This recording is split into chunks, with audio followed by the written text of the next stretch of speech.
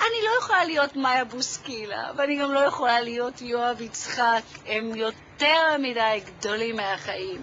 אבל אולי סבלימינל? שם זה הכי מתאים לי. אתם יודעים למה? כי זה ראפ.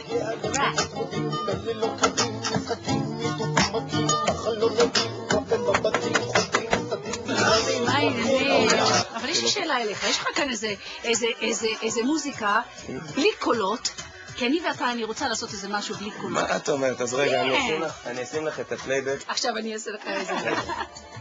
אתה, קובי, 7 שנים, יוצא עם אחת, זה לא להאמין. אז אני יושב כאן באולפן ומספר לך איך בכיתי. מצטער על כל מה שהיה וכל מה שעשיתי. אני מתפלאה שזה קורה.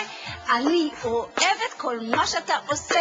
אני כזאת יפה כל כך, רוצה להיות סבלימינל.